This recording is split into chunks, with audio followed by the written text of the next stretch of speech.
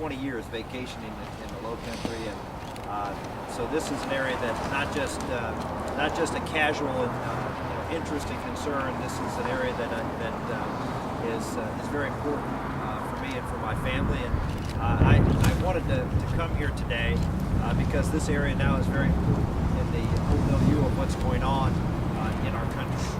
We have a special election, as you know, going on here, and then we are in a very tight runoff, and from the polls, it could be a very, very tight general election. Replacing the great American, a great Senator, Tim Scott. And I just felt it was important that we, at this very critical time for the country, I'd make the argument very critical time for our party, put forth a strong, principled conservative. And now you'd say, well, of course we want to put forward a strong, principled conservative. That's what the Republican Party does. Well, that's not what we've been doing lately. And number one, and number two, there's a big argument going on within the party that we don't need to do that anymore, and it's not a good idea to do that anymore. And that we need to de-emphasize some issues, we need to focus on only certain issues. Well, I would just say that the Republican Party is a strong party because we embrace the Reagan vision for America. Strong national defense, strong on strong on the basic values that made this country. And if you don't have all three of those legs of the stool, your stool's going to fall over. You're not going to be able to support candidates and be able to bring coalitions together to win. And when I looked at this race in the runoff, to me the choice is very clear.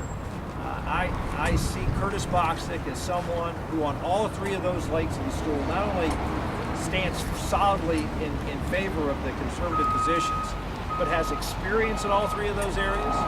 He's someone who has experience in national security, he's a decorated Marine veteran, someone who has experience in budgets and cutting spending and putting forth fighting for limited government on council, and finally, someone who is a committed, value-driven candidate, someone who's not afraid to go out there and go on the offense on the moral and cultural issues today.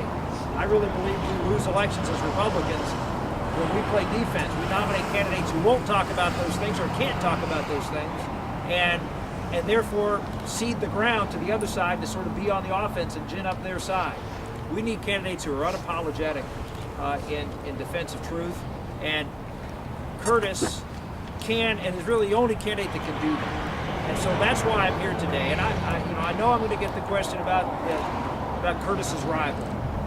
Let me just say this: I believe in redemption. I believe in second chances. I've lost more races. I've lost 2 races. Lost for president, lost for the Senate. I believe that people can come back and can serve. But the choice here for the people of the Low Country is, who is the best person to represent you and your values in Washington, D.C.? And I just think that, while certainly Curtis's rival, has represented this area and has been governor, I think the best person now for this area is Curtis Bostic. And he's a new face. He's somebody fresh. And let me assure you that Washington needs fresh. Washington needs folks who, for his career, have been out there doing what ordinary Americans do every day, haven't been in position of power, and haven't been colored by that position of power. These are folks, and I can tell you, I saw it when I served in the Congress, is that the folks who came in, who were fresh off real life America, brought a breath of fresh air to Congress. Your Tim Scott did that. He did that as a congressman. He's doing that as a senator, and he hasn't lost his roots here in the Low Country. And I think Curtis really is the next logical Mr. Smith goes to Washington. And we need, from the state of South Carolina, we need to have conviction conservatives elected here, because this is one of the few states today that we can still do that.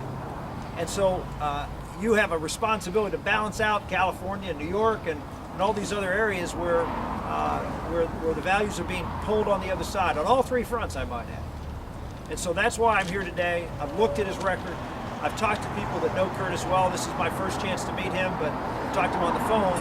But everything I've heard is nothing but positive about the quality of this man, about the integrity of this man, and what he'll do as a congressman from the 1st District. So it's an honor to be here, to stand by him and support him.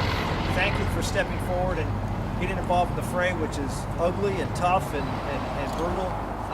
But he's been in tougher spots before, I know. And so I'm sure he'll handle this well, and he'll serve the people of South Carolina very well. My pleasure. Thank you.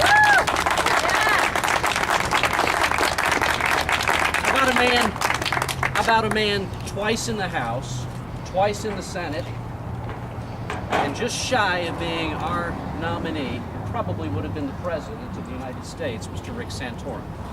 Such a privilege to stand with him. This man is a man who will boldly go places. He will step forward, and I'm going to tell you something, particularly in a contest like this. It's difficult to find those who will put their name with you. Let me tell you, he doesn't do that because of me. I would like to think that. But he doesn't do that because of me. He does that because of you. He does that because he cares about the people of the United States.